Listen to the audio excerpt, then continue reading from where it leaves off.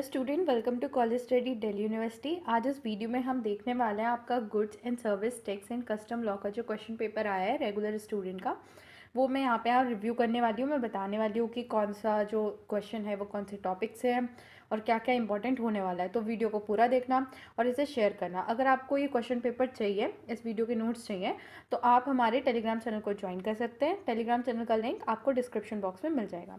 तो चलो शुरू करते हैं। ये आपका पेपर 3 घंटे का होने वाला है। 90 मार्क्स का पेपर आपका है और आपको यहाँ पे कैलकुलेटर कैरी करना है, मतलब एक सिंपल कैलकुलेटर। अब तो आप लास्ट सेमेस्टर में आपको पता ही होगा, वो आपको लेके जाना है। कंपलसरी है सारे क्वेश्चन और इंटरनल चॉइस आपकी यहाँ पे आई हुई है। तो देखते हैं पहला क्वेश्चन कहाँ से आया। तो ये क्वेश्चन नंबर 1 है, जहाँ पे लिखा है discuss and analyse the statutory provision of section 24 of CGST act 2017 relating to compulsory registration. आपका जो फर्स्ट चैप्टर है रजिस्ट्रेशन वाला, मतलब जो फर्स्ट यूनिट है उसमें रजिस्ट्रेशन एक चैप्टर है। मैंने वो वीडियो में पूरा कवर करा है रजिस्ट्रेशन। उसमें एक सेक्शन है सेक्शन 24, जो कि बताता है कि कौन कौन से लोग हैं जिन्हें कंपलसरी रजिस्ट्रेशन लेने की ज़रूरत है। उसमें कम से कम 7 से 8 प्रोविजंस हैं, वो आपको इसमें लिखनी है। और आप देख सकते हैं ये क्वेश्चन भी जो है वो 6 मार्क्स का है, तो आपको 7 to 8 आप प्रोविजन लिख के आते हैं, तो बिल्कुल सही है ये। देन ये next question are discussed and provide the reasoning whether the following service are chargeable to GST और एग्जेम्प्ट। एग्जेम्पशन करके एक चैप्टर है जहाँ पे कम से कम काफ़ी सारी 25 से 30 एग्जेम्पशन है, उससे ये आया है। आपको देख सकते हैं यहाँ पे कितने दे रखे हैं, ये छः आपको ये अलग अलग पॉइंट दे रखे हैं और इसमें आपको बताना है कि कौन से ये एग्जेम्पशन है या नहीं है। तो ये भी यूनिट 1 से ही क्वेश्चन है, यूनिट 1 के एग्जेम्पशन चैप्टर से क्वेश्चन है। तो आपको इसमें रीज़न भी लिखना है, ऐसा नहीं है कि सिर्फ ये लिख देना है कि एग्जाम्प्ट है या नहीं, आपको रीज़न भी प्रॉपर इसमें लिखना है। देन देखते हैं नेक्स्ट क्वेश्चन, इसका और पार्ट है, नेक्स्ट क्वेश्चन नहीं इसका और पार्ट है, जिसके अंदर आपको बोला है right a short note on a following GST council and GST network.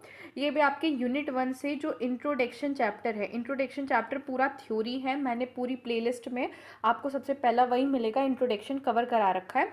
तो उसमें GST काउंसिल और GST नेटवर्क पे आपको लिखना है। और आप देख सकते हैं कि सिर्फ 6 मार्क्स का है, मतलब सिर्फ 3-3 मार्क्स का आपको लिखना है, ज़्यादा नहीं लिखना। एक पेपर या आधा पेपर, एक पेपर पे 2 आपको बहुत होंगे। देन इसका बी पार्ट है, यहाँ दे रखा है कि Ramesh limited is operating in Haryana only. Financial year दे रखा है 2024-25 and company made the following type of supply. अब जो इनवर्ड सप्लाई उन्होंने कराई है, आउटवर्ड सप्लाई उन्होंने की है, वो सब यहाँ पे लिखी हुई है। और आपको फिर इस क्वेश्चन के पार्ट हैं, जिसमें पहला है कि आपको वैल्यू ऑफ एग्रीगेट टर्नओवर निकालना है सेक्शन 22 के हिसाब से। ये पूरा क्वेश्चन आपका रजिस्ट्रेशन चैप्टर से है। रजिस्ट्रेशन चैप्टर से न्यूमेरिकल आएंगे, पहले भी बताया था और वीडियो में भी कराए हैं, मैंने न्यूमेरिकल कराए हैं। और बल्कि सेम यही न्यूमेरिकल मैंने अपनी वीडियो में कराया है, इंपॉर्टेंट न्यूमेरिकल की, और यही आ गया है क्वेश्चन पेपर में, तो वो वीडियो ज़रूर देख के जाइएगा। देन इसमें नेक्स्ट क्वेश्चन है, is Ramesh limited liable for registration under the GST। आपको बताना है तो क्या क्राइटेरिया रखा हुआ है। रजिस्ट्रेशन चैप्टर में पढ़ाया है कि 22 लाख से अगर कम होता है या ज़्यादा होता है, उसके हिसाब से आपको ये पूरा बताना है कि कितना रहा है, वो क्राइटेरिया वगैरह सब मैंने वीडियो में डिस्कस किया है। देन थर्ड क्वेश्चन है, if the Ramesh limited is operating A special category state of Tripura how were your answer differ. तो स्पेशल कैटेगरी के स्टेट का जो लिमिट है वो अलग होता है, इसलिए ये पूछा गया है। और थ्रेशोल्ड लिमिट ऑफ 40 लाख यहाँ पे क्यों एप्लीकेबल नहीं है, ये भी पूछा गया है। ये पूरा का पूरा सेम क्वेश्चन मैंने न्यूमेरिकल में कराया है, और आप रजिस्ट्रेशन चैप्टर की जब आप वीडियो पढ़ेंगे तो आपको समझ आ जाएगा, ठीक है। अब देखते हैं नेक्स्ट क्वेश्चन। क्वेश्चन नंबर 2 यहाँ पे है, explain the reason whether the following would be constitute as a supply और नॉट। तो ये आपका यूनिट 2 से ही क्वेश्चन है और चैप्टर है जिससे क्वेश्चन है supply under the GST। Supply under GST मतलब सप्लाई मीनिंग, आपके सिलेबस में ऐसे करके दे रखा है सप्लाई मीनिंग, तो वहाँ से ये है। आपको रीज़न भी बताना है और कौन सी चीज़ सप्लाई है कौन सी सप्लाई नहीं है वो सब एक्सप्लेन करना है। इसके अलावा इसका बी पार्ट है कि वैल्यू ऑफ सप्लाई जो है उसकी प्रोविजन के हिसाब से ऑनलाइन बैंकिंग की क्या प्रोविजंस हैं, ऑनलाइन मनी गेमिंग की, बुकिंग ऑफ एयर टिकट की provisions and supply between distinct and related person.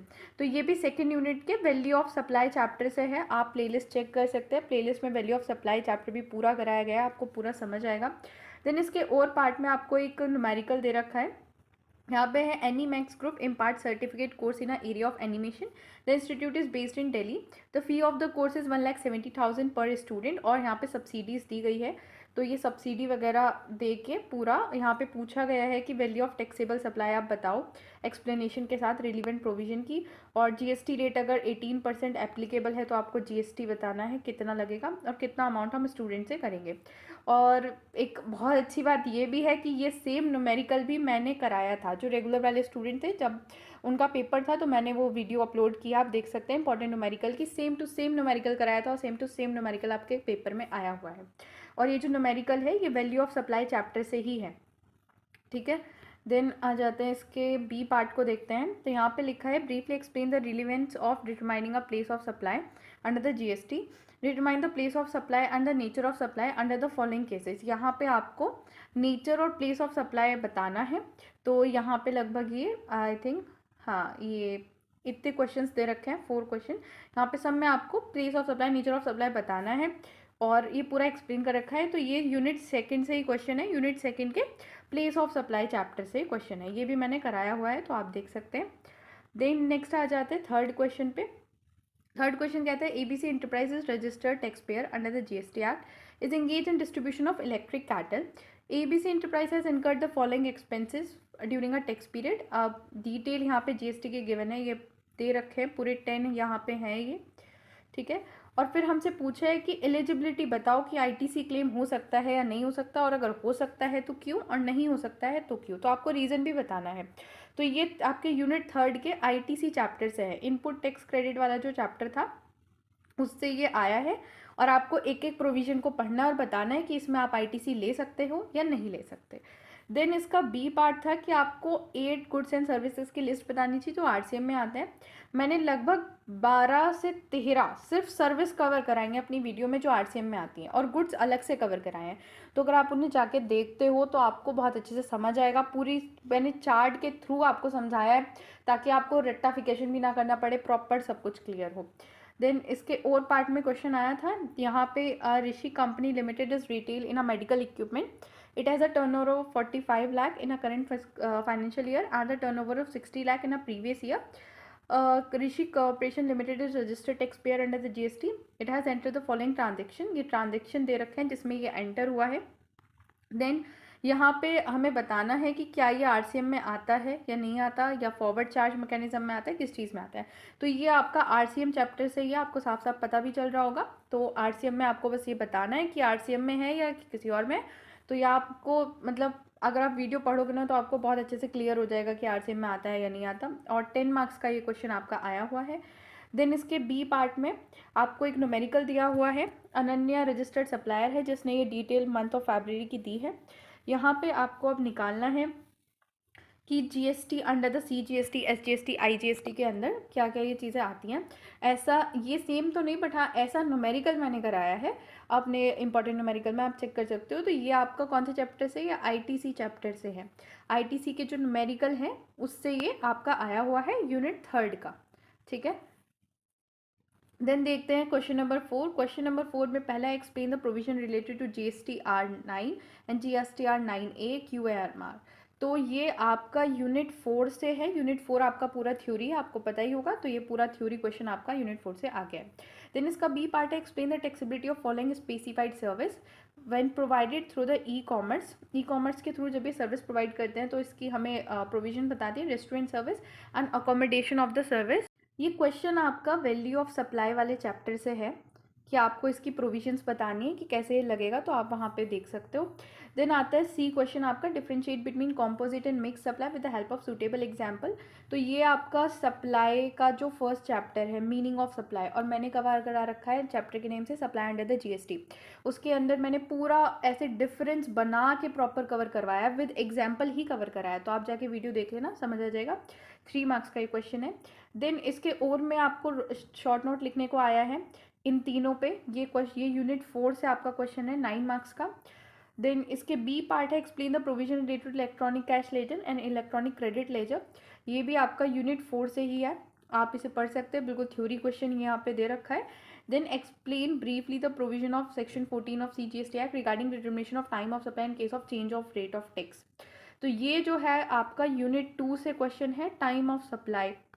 और ये लास्ट टॉपिक था, ये लास्ट टॉपिक मैंने उस यूनिट में कराया है, change in rate of text, और पूरा मैंने टेबल बना के समझाया है ताकि चीज़ें अच्छे से आपको समझ आ जाए, और नोट्स भी आपको टेलीग्राम पे मिल ही जाएंगे सारी यूनिट्स के, तो आप देख सकते हैं।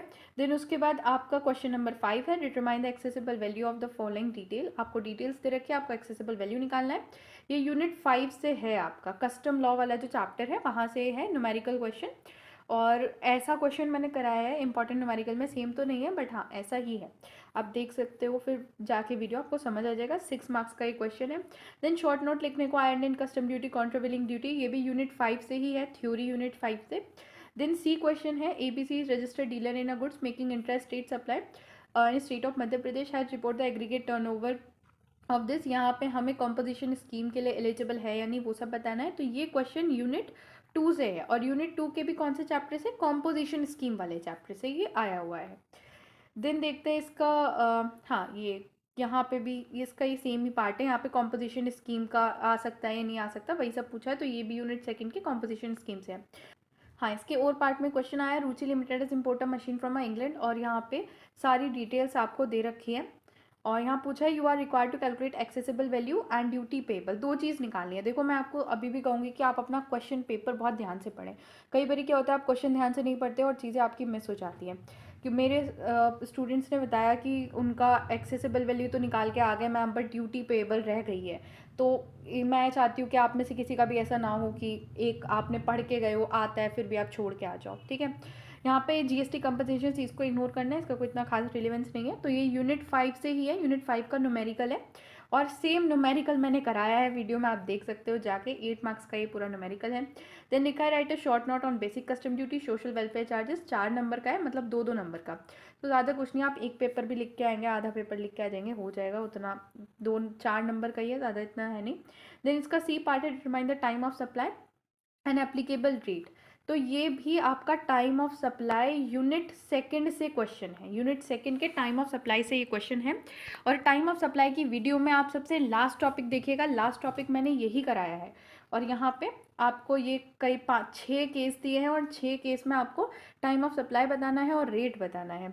तो इसी के साथ आपका ये पूरा क्वेश्चन पेपर खत्म होता है। थैंक्स फॉर वॉचिंग, वीडियो को लाइक करो, चैनल को सब्सक्राइब करो। अगर कुछ समझ नहीं आ रहा है या कुछ भी डाउट है तो कमेंट सेक्शन में आप पूछ सकते हो। Thank you.